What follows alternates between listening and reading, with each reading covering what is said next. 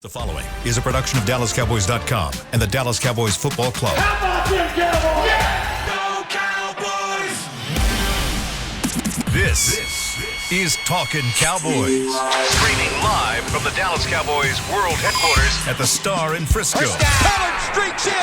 Touchdown. Parsons has sacked it. Prescott keeps it, and he bangs it in for the touchdown. And now your hosts, Isaiah Stanback, Nick Harris, John Machota, and Kyle Yeomans. It's a wonderful Thursday edition of Talkin Cowboys presented by Black Rifle Coffee Company, live from the Star in Frisco, Texas, and the SWBC Mortgage Studios. Welcome in, everybody, as today we preview the Cowboys offense versus the Los Angeles Chargers defense on Monday Night Football.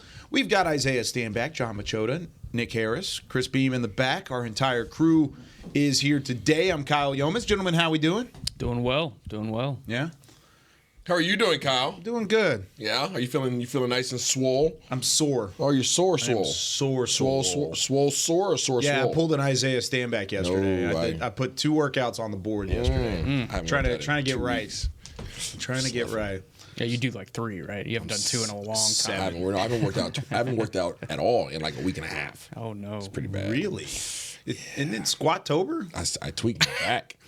Is that a real Tweaked thing? my back. Yeah. Sounds. Oh yeah, it's a real thing. So I had to chill out on a Squattober. That and my pants didn't fit. One of my pants I put on for a suit. My legs grew too quick. So I was like, yeah, Squattober's over for me. You said the pant did what? My legs grew. My body changes like fast. So instead of wearing a schmedium, you need to get into a large. All my dress clothes are custom, Kyle. They are large. Tailored fit for a regular size Isaiah, not Squattober Isaiah. John's has the same problem. Yeah, all the time. Yeah, I'm always squatting heavy weights and always having to change my pant size. It's one of the biggest issues I have in life. But I'm working through it. Yeah, you got to get through it. How about this Rangers Astros LCS? Oh gosh, I'm not ready, but I am ready. I am. This is going to be ready. super fun and also either heartbreaking or the best thing ever. It's going to be the best thing ever. I can't wait. It's going to be great. To all you Astros fans out there, I hate you for the next a week and a half. That's true. All of them. Yeah. There's lots of them. I'm a real hater. I just hope the Rangers do their job. Rangers fans do their job in terms of getting to the ballpark for games 3, 4, and is it 3, 4, and 5? Is it 3 or 2, 3, 2? It's Or 3, did they flip it? 4, and 6, I believe. 3, 4, and 6.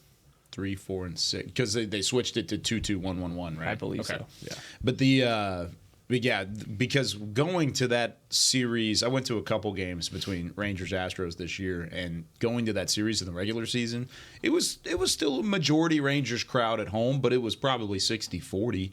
I mean, there were a lot of Astros fans there, and you can't let that happen in a postseason atmosphere. Yeah. So that's going to be fun. Can't wait for that. Congrats to the Astros, but not really at the same time. Go Rangers all the way through and through. And we'll talk more baseball on more Talking Baseball after this. Now, let's do some news and notes because the Cowboys had some news yesterday. Again, it was another off day with it being a Monday Night Football game, but there was some roster building going on. Yeah, absolutely. We'll start with J-Ron Curse, though. He was the player conference call on Wednesday. Kind of a different schedule this week with it being a Monday night game, so they don't hit the practice field until today. So we'll probably have more tomorrow coming out of that. But J-Ron Curse, he was on a conference call yesterday, got to talk on a lot of things. First thing we'll start on is what he thinks Kellen Moore will want to do against the Cowboys. And here's what he said, kind of a lengthy quote here. I'm pretty sure he wants to go out there and put it on us, but you've got to put on some perspective for what we just went through on Sunday and how we're chomping at the bit to get out there and get out on the next game on the road so we can get out there and kind of just get this taste out of our mouths. So I think it's less about Kellen Moore here and more about just wanting to bounce back. How easy is it to bounce back after a performance like you had on Sunday night? Is it easy, or is it easy to be motivated by that, or is it tougher to get motivated after something like that? I mean, it really depends on your locker room, Kyle. So I really can't speak to what this Cowboys locker room is like. I do know their history shows that they bounce back well after losses. What was it, 9-1, 9-2? Since the start of the 2021 season, yeah. Yeah, so I mean, they bounce back really well historically, but I mean, this is another opponent. This is another opponent. I mean, you can carry over all the emotions and the frustrations and want to get the taste out of my mouth. At the end of the day, it's a whole new game plan. It's an entirely new game plan, entirely different threat. So you're dealing with the offensive coordinator who's very familiar with you and your personnel. You haven't changed much actually, there isn't really any new personnel in terms from the starting perspective. From when he was here last year. So he knows everybody that's on the field. He knows the defensive coordinator. He's very familiar with everything. He knows tendencies. So it's a challenge. It's a completely different challenge from that regard. And these guys have some relatively good personnel. So they're going to challenge you in a completely different way than the 49ers did. The 49ers, was condensed sets, and everybody's close to the ball. You don't know if they're running or passing. There's a lot of crossing routes, a lot of motions, a lot of shifts. That's not this offense. This offense is going to challenge you down the field. So I hear you, Curse, and, but I hope that you raise yourself because, this is not what you faced last week, and it's not supposed to be. That changes week to week. It's a completely different challenge. Mm-hmm. What do you think about that? Well, like I said yesterday, I really think that just because Herbert is clearly the best quarterback they faced, that even if there wasn't the Kellen Moore storyline, this was going to be a tough matchup for them. He's going to challenge them, especially if you can't get a consistent pass rush on him. But I do want to give the Cowboys a little bit of benefit of the doubt just because they're coming off of such a poor performance. I mean, this will be a huge game just to see how they respond. Because if they have two stinkers in a row and then you go into the bye week, that's terrible. For the expectations of this team, you can't have that. Yeah. So I expect them to. There's a lot of swear words I want to use, but I try and be as. You're such a stinker. First of all, I don't want to get fined by somebody. I hear it. So I'm trying. Sky to in the back. She's not here today. I'm trying to keep this as PG but she's as probably possible. listening still. Yeah, S shows. I don't want to have another S show. So because of that, poop emoji. Yeah. but ultimately though, my biggest thing is this comes down to the most interesting matchup to me is Mike McCarthy versus Kellen Moore. Like that's the thing that I will be most paying attention to. I just think both of them want to put up big numbers against the other, whether they're going to say it publicly or not. Mm-hmm. There's no way that they're just like, no, if we just win the game, 17-14, I'll be fine with that, whatever. They want to show that what their offense does. They want it to be 40-39, Absolutely. Watermelon kick, 2020. 100%. Like Falcons. If you didn't lose like you just lost, that would be the leading storyline. Yeah. Not without a doubt. For sure. It is still a storyline, but it's been overshadowed by the two loss. or three things, for sure. Yeah. Bounce back is the number one storyline. Yeah. How does this team bounce back? Because they either do or they don't. Mm-hmm. You're either 4-2 and you still feel okay about the rest of the season, or you're 3-3 and you've just lost two straight going into the bye week. And I think we'll know pretty early in the game. I think you'll see the way, particularly the Cowboys playing defense, you'll kind of know setting the tone the way that this game is going to kind of go. You could also say that for the last 45 games the Cowboys have played, you'll know in the first quarter how it's going to be. Good point. Yeah. One added thing to that's this. That's probably a problem. It is most definitely. The one added point to this storyline, the Kellen Moore versus Mike McCarthy. How much do you think Dan Quinn has on the table here? Because, of course, Dan Quinn and Kellen Moore were on the same staffs for 2 years here.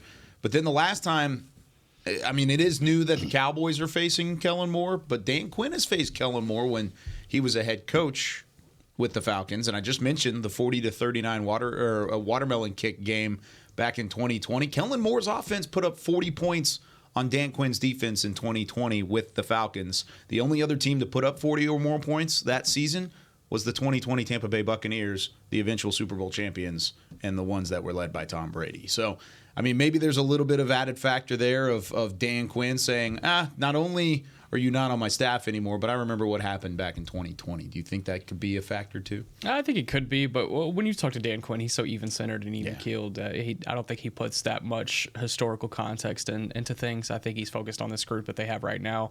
He was asked about Kellen Moore on Monday during the coordinator availability, and he's excited for the matchup. He knows that there's a lot that Kellen probably knows, but he was like, there's also a lot that I know, so it could work both ways. And we really can completely throw out that storyline now.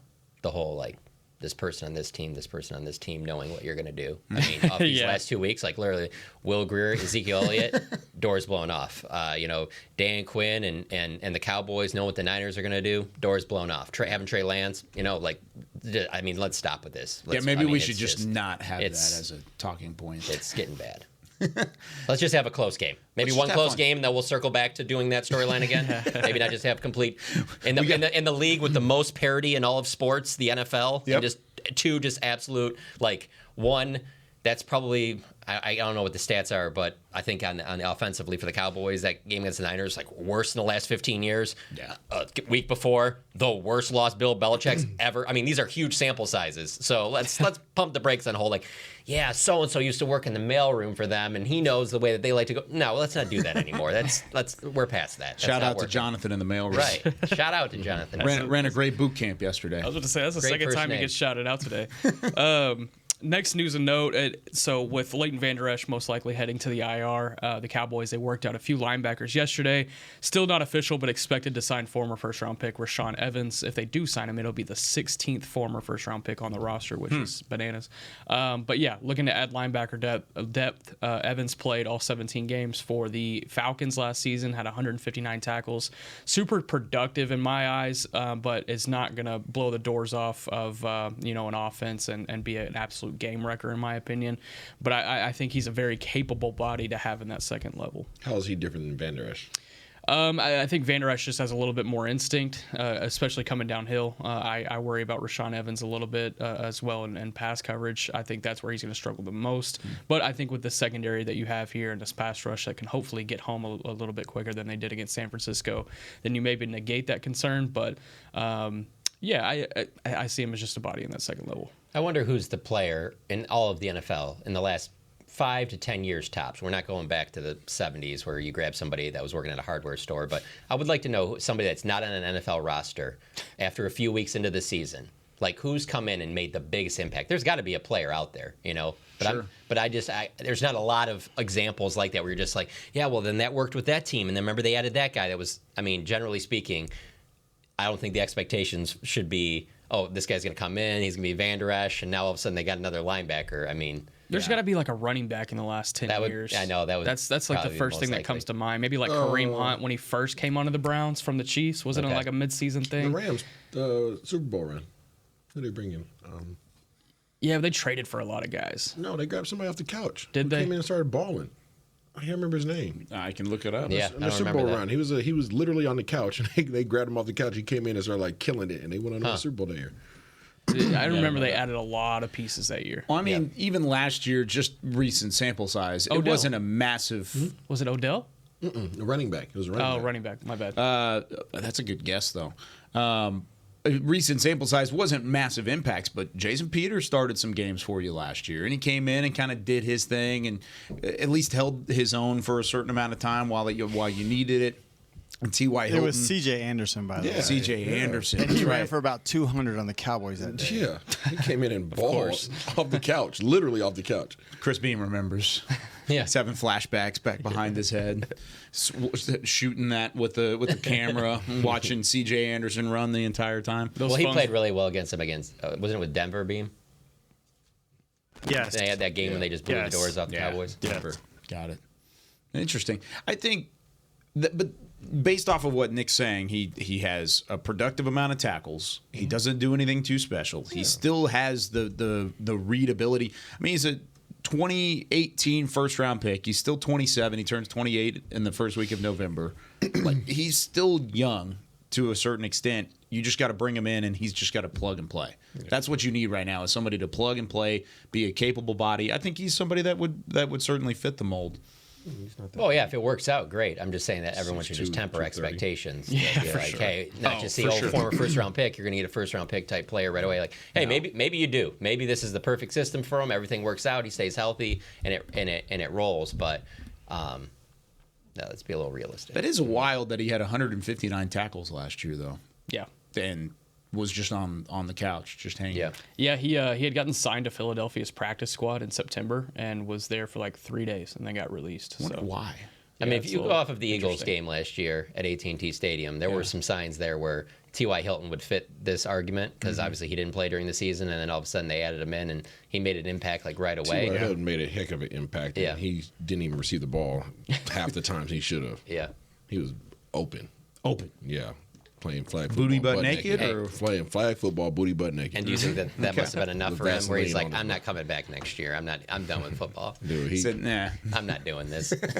I mean, speaking of first-round picks, I think this linebacker depth problem is kind of highlighted and probably a need there. Do you spend a first-round pick on that next year? It was a conversation I was having with somebody yesterday. I thought it was an interesting conversation. Or do you still want it on the offensive line or elsewhere? line. Yeah, give me something else.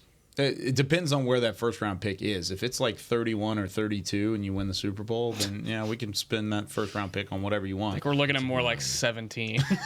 What if it was 10? Can't say that. What if it's 10? What if it was 10? No, absolutely not. Linebacker 10? No, thanks. What if it's 1? No, I'm playing. All right. Yeah. Next All news right. and note. Hey, they took a linebacker. They took a linebacker out of Penn State last time they had 10. That's true. They had to move back up. They had to move back to 12 to do it. Yeah. They didn't feel comfortable at 10. Right. Now he plays defensive end. Yeah, now he's a pass He's got some rusher. pass rush to him. I'll never forget Jerry saying after the draft. I was like, okay, we'll see. Yeah, whatever. And he had a lot of pass rush to him. Cool. They said that about Mozzie as well. I haven't really seen yeah. that so far. Haven't seen it so far, but that's not to say it won't.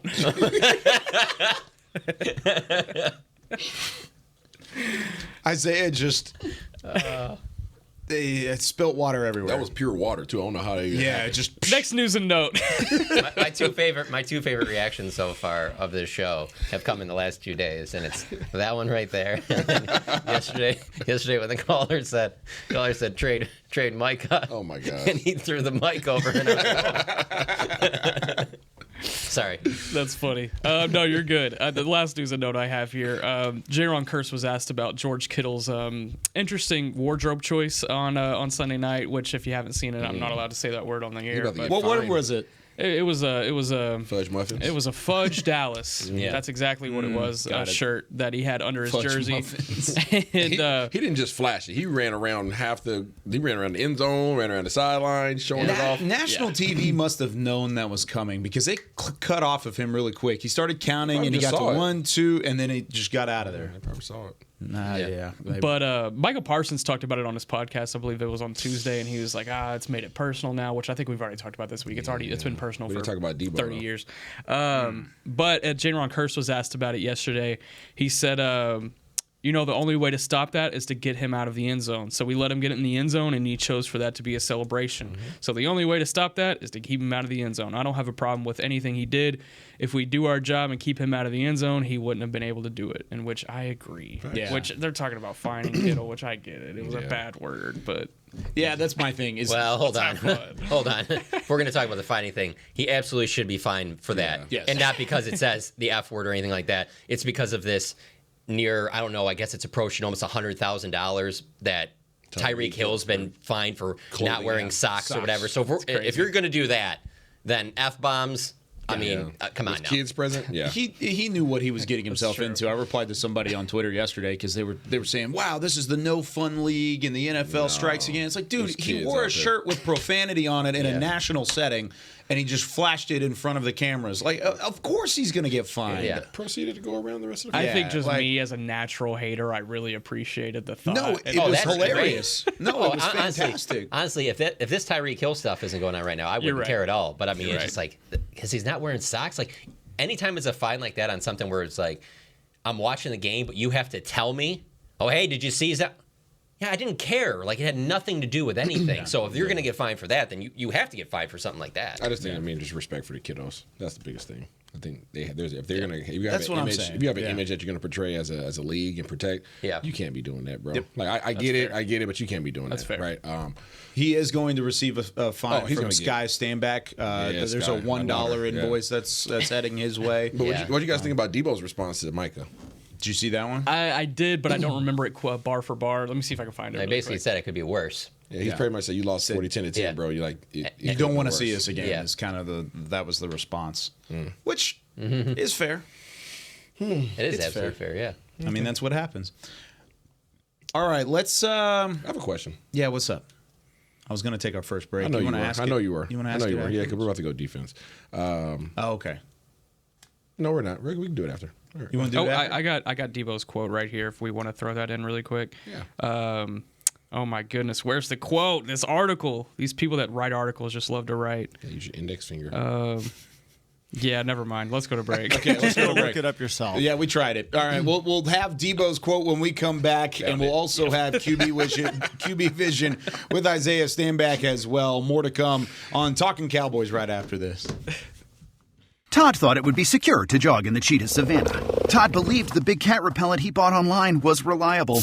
And now, Todd is trying to be faster than this cheetah that can run 80 miles per hour. But the good news is, Todd has AT&T 5G that is fast, reliable, and secure. And he learned the best thing to do is stop running and toss her the backpack with the beef stew. AT&T 5G. Fast, reliable, secure. It's not complicated. 5G requires compatible plan and device. 5G may not be available in your area. See att.com/5G for you for details. Black Rifle Coffee Company serves premium coffee to people who love America. When you drink Black Rifle coffee, you are directly supporting veterans, law enforcement, and first responders in your community. Black Rifle's expert roasters love coffee almost as much as Texas loves football, so it makes sense that America's Coffee partnered with America's team. Go online at blackriflecoffee.com and fuel up with the official coffee of the Dallas Cowboys. That's blackriflecoffee.com to fuel up today. Cowboys fans, after that move, we've just coined the term Rowdy Replay. Let's roll back the tape. Okay, there's our mascot Rowdy cheering on the boys, and now he's on his phone, on his Bank of America mobile banking app? Staying on top of his finances with his virtual financial assistant, Erica. Bank of America's digital tools are so impressive. Cowboys fans just can't stop banking. Learn more at bankofamerica.com/can't-stop-banking. Erica is only available in the English language. You must download the latest version of the mobile banking app, only available on select mobile devices. Message and data rates may apply. Member FDIC. Welcome back into Dear Doctor, the show where I answer life's questions with an ice-cold can of Dr. Pepper. Sheila, let's hear from our next caller, would you? Dear Doctor, my friend supported me during a tough time, but what's the right gift that says, thanks for being a shoulder to cry on? Okay, this one's easy. I say give her a delicious Dr. Pepper. Nothing says, thanks, girl, better than a one-of-a-kind soda. Yes, any Dr. Pepper flavor will do. Now, just a reminder that I don't need to be a real doctor to know that Dr. Pepper is the one you deserve.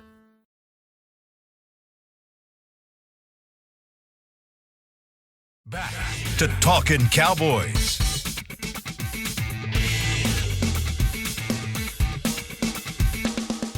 Back here on Talkin' Cowboys, this segment is brought to you by Quaker Oats, a super trusted superfood. Quaker Oats, the official oatmeal sponsor of the Dallas Cowboys. By the way, a couple clarifications on the facts that we had earlier. C.J. Anderson was running wild over the Cowboys with 270-plus yards. Not him himself, but he and Gurley combined in 2019.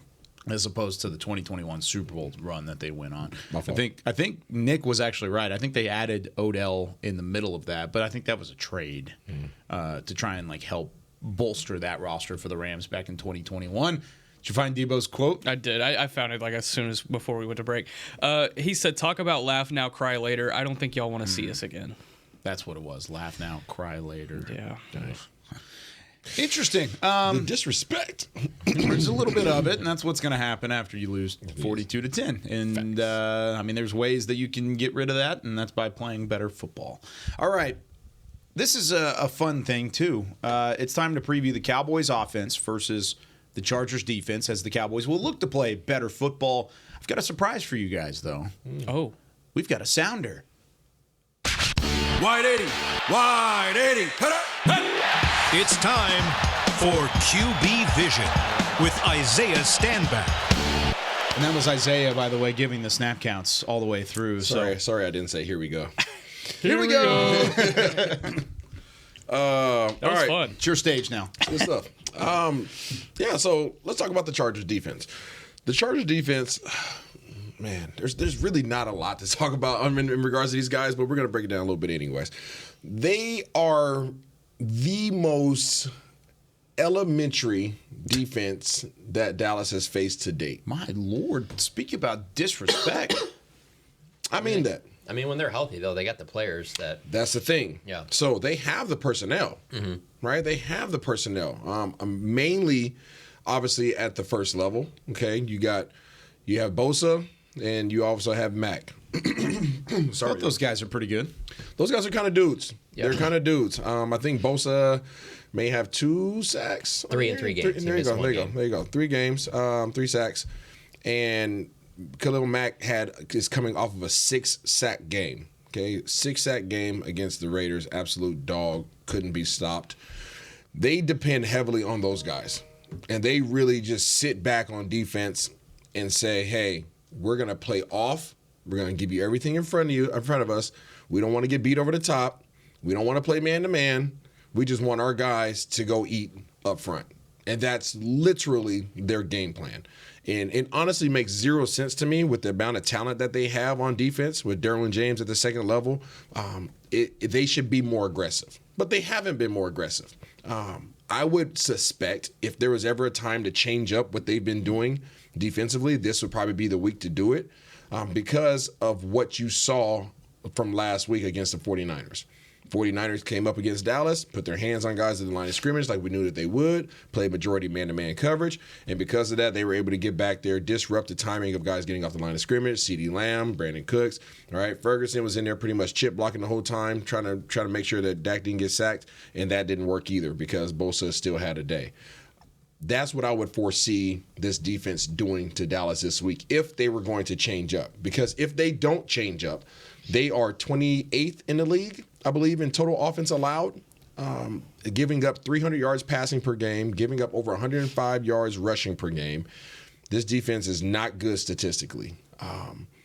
But, again, to your point, they have the personnel. The issue that this defense presents is going to be up front with Mack and Bosa. You have to pick your poison. The Bosa is not the same as the Bosa you faced last week. Let's make that pretty much clear. He is untraditional in how he rushes. He is not the typical, up and under type of guy. He's typically going to go either or up and around, or he's going to run a stunt. They run the crap out of some stunts. I mean, almost every pass rush is a stunt. And that's, everything they do up front is to free up Mack and to free up Bosa. They want to go up the field. They want to cross your face, demand your responsibilities from your tackles and your guards, and hopefully that they can come up and underneath, on a stunt. That doesn't sound very elementary, though. It is, though, complex. Because it is very elementary because you know what it is. Now, your execution of your responsibilities, that's what comes into play. So your ability to consistently pass off your responsibilities, consistently work with your opposing offensive lineman to ensure that, hey, guess what? Now this guy, I'm passing this guy off to you. I'm tracking this guy who's coming down on the inside. Like, you have to do that consistently because if you're throwing the ball, what I foresee Dak probably doing this week, I see him throwing the ball 40 times this week. It's just what I have in the future, right? More down the field or similar to what it's been? I think they're going to take shots this week. I think, yeah. Well, the Chargers defense last in the NFL in passing yards, just to clarify the stat. Last in the NFL in passing yards, nearly 300 yards per game allowed, 31st in total yards per game. Got you. There you go. Yeah. So bottom two in both categories. Terrible. And it's not because of personnel. It's because of the scheme that they're running. They want to run cover 4, which is off and outside. It's just quarters. Both corners, both safeties have a quarter of the field. They want to sit back and pretty much watch the game. Whenever they do roll a single high safety, is usually the safety is cheating on the hash of the two-man side. If it's equal, 2 men on each side, they're cheating to the side that they feel most threatened by, and it's a cover 3, but it's a cover 3 with the safety cheated over. And that's really all they're doing. It's like I said, it's very elementary. I could have easily sat back here last week and said that San Francisco's is elementary too, but they just run it so well, right? So they run man-to-man coverage, they run 4, they run 2, they run the basic coverages, but they just do it at a high level. Well, now you're facing a defense that runs very elementary. They don't play man. They hardly play man ever, and they are not good at executing it.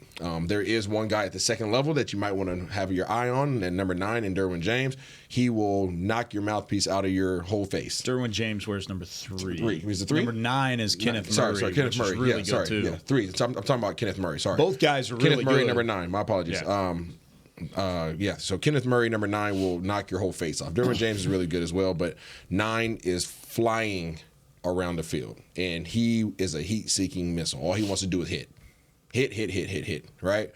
So that is the man that you need to be concerned about over there at the second level. And honestly, outside of that, there's not a lot. There really isn't a lot. I wish I could provide you more there. There's just everybody has been able to eat on them. Every single one of their opponents has been able to move the ball.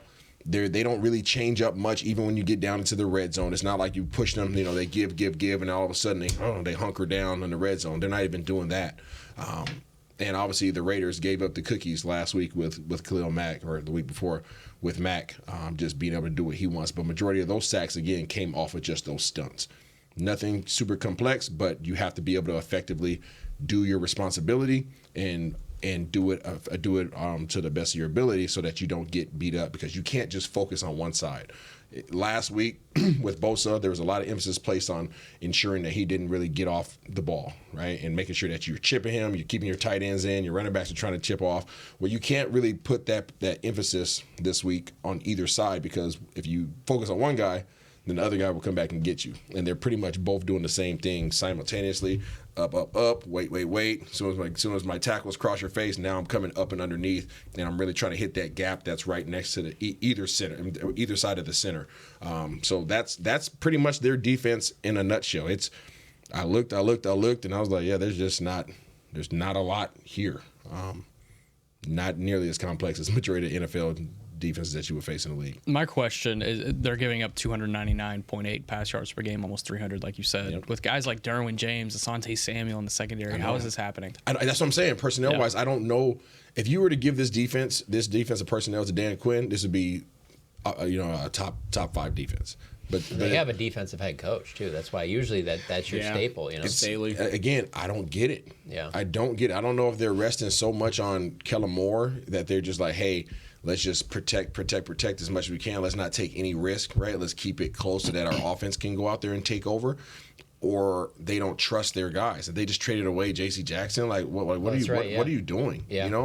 You had a two-headed monster from 2 years ago that the rest of the league feared. I mean, you put together this defense that was 2 defensive ends, 2 cornerbacks, a heck of a safety, a heck of a linebacker. Like, you had threats at every single level, and now all of a sudden you trade away one of your best guys, and now you're playing super soft defense. You're not playing – if I had those guys, I'd have been playing man-to-man all day with those defensive ends. Mm-hmm. Yeah, try to get off the ball. Try to get off the ball, just like San Francisco did against Dallas last week. We're going to press you, and by the time you figure out a way to get past the first 5 yards of getting our hands off of you, we'll probably got to have a sack. That's what they should be doing, but they're not, and I'm not complaining. I hope they continue it, but I don't see how they can continue this season doing the same thing that they've been doing. So much like the Dallas Cowboys offense has to change, something has to change about it. I'm not saying that you have to change the entire offense, but you have to change the way that it looks. You have to change the way that you present it. You have to change the way that you get to formations and things of that nature. I think that the Chargers are pretty much in that same boat on the other side of the ball, where they have to start changing things up the way it looks. Because right now, when you step to the line of scrimmage, you know what they're in. They're not moving safeties around. They're not rotating anybody down. Like, their coverage is what you see. Pre-snap and post-snap reads are majority of the time the same. It is interesting because you look at even the supporting cast behind guys like Asante Samuel, Derwin James, Kenneth Murray, Khalil Mack, Joey Bosa. I mean, you've got 5 guys there. That's half of your defense. Those are all pros. Studs. Yeah, those are pros. That are just straight stars.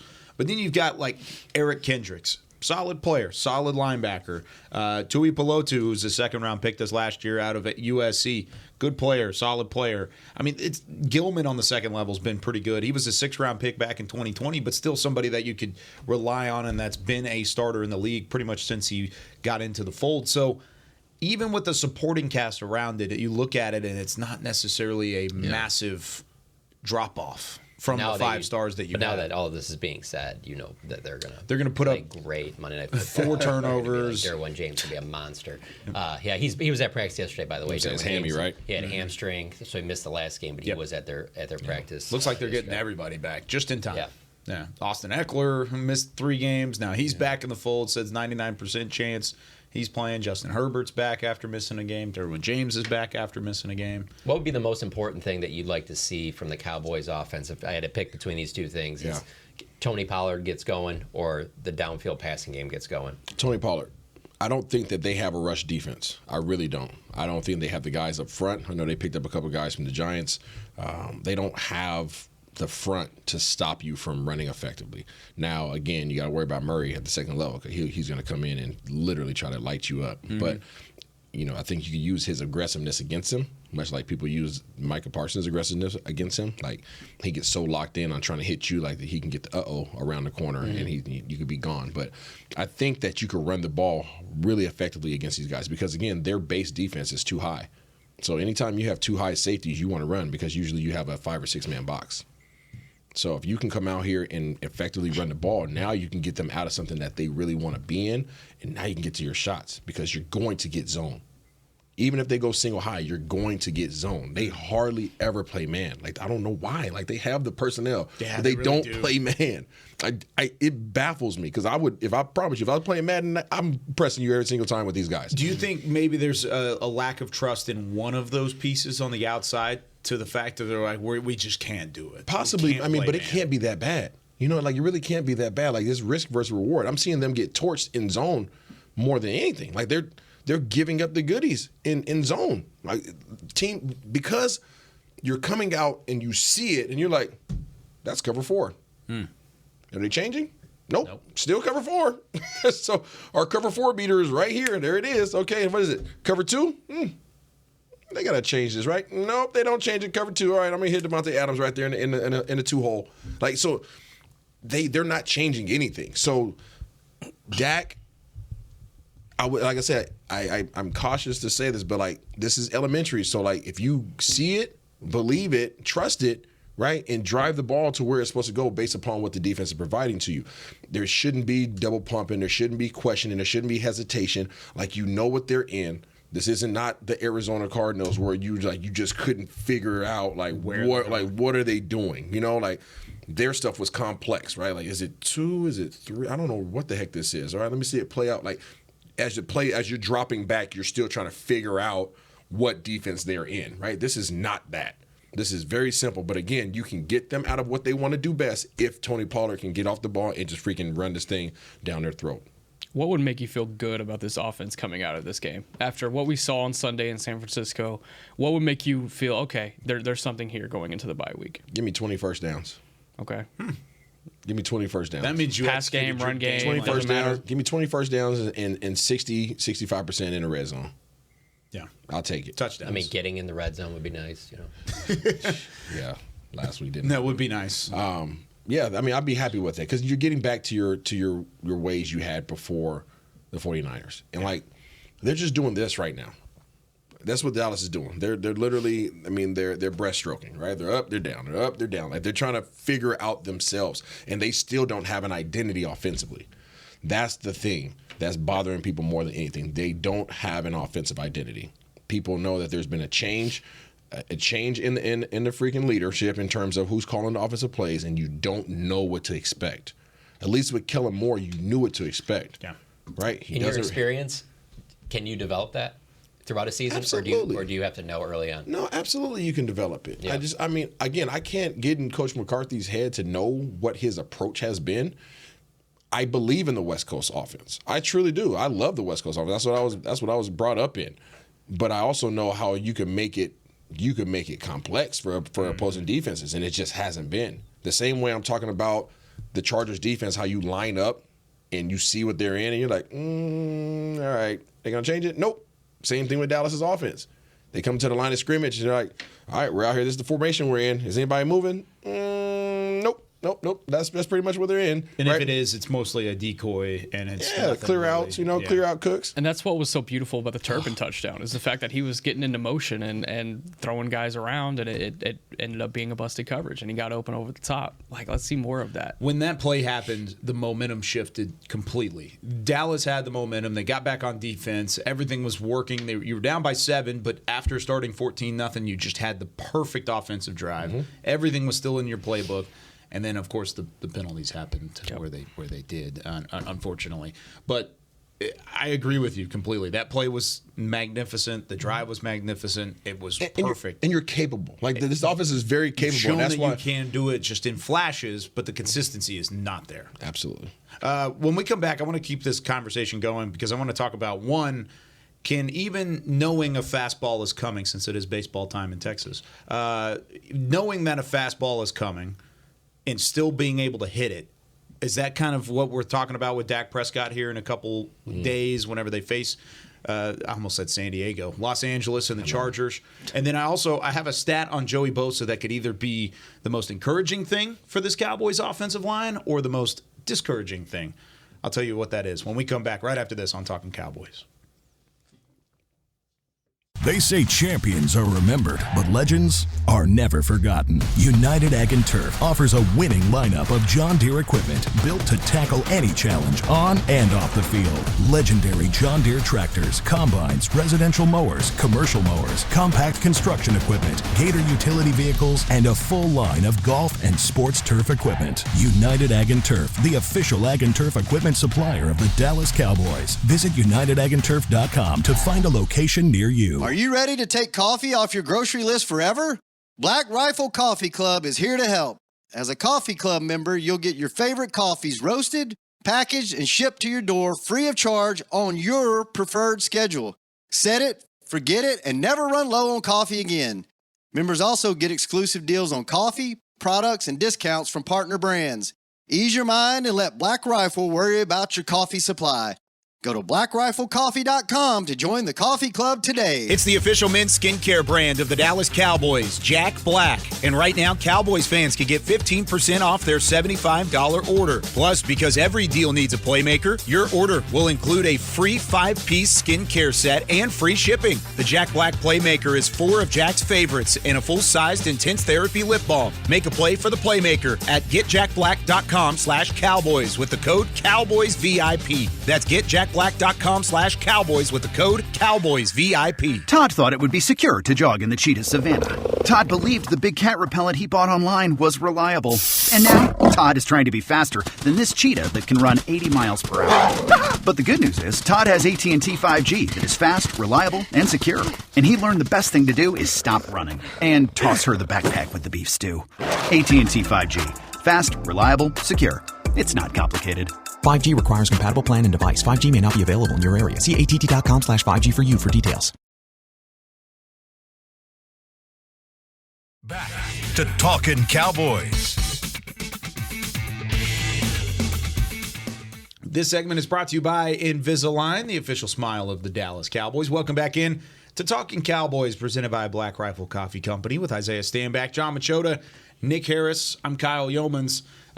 First things first, we were talking about Dak Prescott and how this is a simplistic coverage that he's going to see. Yes. Quarters, cover 4, cover 2, not a whole lot of disguising, at least on the film that's been put on there through the first 4 games for I almost said it again, Los Angeles. My question becomes, I mean, just because you know a fastball is coming from a fastball pitcher doesn't mean you always can hit it. So with Dak and the way that he's struggled to see coverages at certain times throughout his career, and especially right now when his confidence level, at least from the outside looking in, we can't be in Dak Prescott's head, it looks like it's at an all-time low. Does this game either help him? Is this exactly what the doctor ordered? Or could this be the opposite where he's over-analyzing going into it and he could struggle because of it? You know what? The challenge that I foresee potentially being present this week for Dak Prescott is wanting to push the ball down the field, but this quarter's defense is not a defense that you can push the ball down the field on. So wanting that payback, wanting to get back in the saddle, wanting to make some big plays, but the defense that you're facing is going to require you to be patient, methodical, and work your way down the field. That internal battle is going to be the biggest challenge I foresee for Dak. And for McCarthy, because I think he's hearing the noise. I mean, it's like water. Water's eventually going to get through, right? Like, so you can block out majority of it, but once it starts leaking in, like, I hear you talking about how we don't have any big plays. I hear you talking about how CDMB Cooks is not involved. I hear you talking about how Ferguson is just turning into a blocking guy right now. Every team that you face has a defensive end. Like, that's what's being said. So eventually he's like, all right, I'm going to show you, right? I'm going to push this thing down the field. You can't push it down the field versus 4. Unless it's like on over routes and things of that nature. But then you have to factor into the stands. Do I have the time to to really get down the field, to push the ball down the field as well. So that's the battle that I foresee happening. If you come out and run your traditional West Coast offense, Texas Coast, Texas Toast offense, and you run it the way that you've been running it prior to the 49ers, you're going to be very successful against this Chargers defense. Yeah, go ahead. No, you're good. For me, I see levels to getting to downfield. If you had told me like before the San Francisco game, what do you want to see most? Yeah, I want to see that vertical game. I want to see them get downfield. Now, I just want to see timing.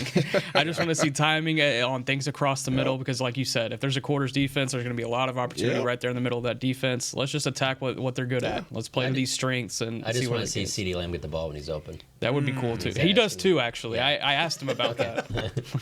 He does too, and that's. Man, this is such a weird week for this then. Yeah. Because on one side you have the knowledge of, hey, this is a team where if we just run our system, if we run the scheme that we've been running, then we'll have some success. On the other end, there's a pride factor of, okay, maybe our system isn't really what's best for this offense. Maybe there's some things we need to do outside of our system. But hold on real quick. On that point, I'll tell you what, I really felt like on Tuesday morning that Jerry was really making it sound like, well, you can't do that now. We're in it. This is what we've done. You can't just all of a sudden. Do you remember when he was talking about that early in? Like, you can't just all of a sudden just change stuff now. Yeah. You know, and I kind of I would believe that. Why would you? You've been trying to implement this all season or all off season, and all of a sudden you're just going to start changing it back to stuff that you were doing before? I don't think that would be good either. I think that you have to stay the course with this. Especially whenever your offensive coordinator that you did it with previously is on the opposite line of scrimmage or opposite sideline this week. And you brought an offensive coordinator that this is the way that his background is. Yeah. On the flip side, I know we're talking about the Chargers defense, but what Kellen Moore is doing with their offense right now, man, that stuff looks good. It's cooking. And they have yet to have everybody healthy either. I think they're top 5, right? Number 5? Yeah, number 5. When you watch it, I mean, it was a lot. It was a huge contrast. I don't want to get into it too much. I know we have to get off of here. But Keenan Allen, good luck finding him. Good luck finding him where he's at on the field, because he's not just aligning. He's not just lining up on the outside like what you're seeing right now with CD. Since we want to do contrast, CD, B Cooks is easy to find. They're outside. They might do a little short motion. Keenan Allen is everywhere. Everywhere. And they are finding ways. They make sure that he gets the rock. Like, we know what the coverage is. We're going to put him out here. Matter of fact, we're going to shift him over here. And then we're going to motion him over here. Like, you're not just going to be able to line up and find Keenan Allen. So there is no, if you want to play man lock on him, like, you're going to have a heck of a day. It's going to be like trying to guard Reggie Miller when he doesn't have the ball. Like, he's coming off screens, he's coming off everything. Like, he's just all over the place, and they do a heck of a job of moving their guys around. Did you feel that way about CeeDee Lamb last year? With the way they used him last year? Yeah, I think they moved him around pretty good. Yeah, no, I did too. That's why I was wondering if you felt but that's Kellen Moore. Yeah. That's Kellen Moore. It's two different approaches. Not to say that one is better than the other and one is wrong. Like, Kellen Moore just pushes the ball down the field. And in order to get your playmakers the ball, most people want to see the razzle-dazzle. Most people want to see big plays. But we sat here in training camp, and I sat here on there, and I think everybody did. I sat here and told you that this is not going to be the statistical team that you once saw. No. We said that early on. I said, this offense, like, get that out of your head. If you think that you're about to see these guys light up the stat sheet, like, it's not going to happen in this offense. And I don't know if people were believing me, but it's not going to happen in this offense. Well, and it works. I think people believe you. I think it's that they didn't think it would be this bad. Yeah. You know, they didn't lose 23-17 to the Niners. You know what I'm saying? Like, I don't think people thought it would get to this level where you're just like, man, 5 weeks in and this is what it's looking like. What you saw those first 4 weeks, okay, call it the first 4 weeks, is what this offense is supposed to look like. Yes. And that's kind of what I was going to lead into is if everything goes right from a defensive standpoint and from a special team standpoint, and you can get up and you can either play with a lead or play within striking distance, this offense can still work. Even without the numbers, because then it plays into that complementary football that we've always talked about. It's whenever you get out of that game plan, whenever teams do take what you do best away, like Arizona did, like San Francisco did, that's when you get into problems. And that's when, you would like to have a deep ball down the field, or yes, you would like to have a big attack or a big response in those certain scenarios. You don't always get that. Ooh, I was going to bring up something that's not good to bring up. You don't want to bring it up with this much time? Let's go. Let's get weird. Say it with your chest. You want me to bring it up? Yeah. More importantly, bubble guts. Okay? I'm gonna leave y'all with some. I don't know. You know what? Let's save it for Say It With Your Chest Friday. Yeah. Let's save it. Yes. I'll throw it out. Save there. it. You sure? Yes. Let's save it. We gotta go. So, yeah. Beamer's already in our ears. CeeDee Lamb up for renewal here soon. No. Okay. All right. I think I see. where this keep is going. headed. Let's go. If you're CD and you want the ball, do you stay in an offense that's not pushing the ball down the field? I don't think that Jerry will allow him to even have to make that decision. Okay. Something to talk about going into tomorrow. Crossed my mind this week. I promised the stat, by the way, so I want to deliver the stat. Jerry's not letting him leave. I'm telling you right now. Is it encouraging? I can go even further on that. Very quickly here, guys. Very quickly. Is it encouraging? I'll tell you. Okay. Is it encouraging the fact that Bosa has never had a sack in 2 career games against Dallas and only 3 total pressures? Or is that scary? Go. Yeah, it doesn't scare me at all. He doesn't scare me. It's not the same? I mean, I think he's a little scary. Encouraging because I know Terrence Steele has his number. There you go. Good to know. Okay. Terrence Steele was thrown into the fire against this LA team a couple years ago. And survived. And he did survive. Yes, he did. Khalil Mack's the guy you need to worry about. I agree. He had 6 sacks. So there you go. All right, that's it for Talking Cowboys. Oh, we've got to Say It With Your Chest Friday coming up tomorrow. Yeah. Should be fun. Nick's like, dang it. Nick wants to talk about it already. I wish we could, but that's it for us here on Talking Cowboys. For Isaiah Stanback, John Machota, Nick Harris, Chris Beam in the back. I'm Kyle Yeoman saying so long from the Star in Frisco. We'll see you tomorrow. This has been a production of DallasCowboys.com and the Dallas Cowboys Football Club. How about this, Cowboys? Yeah!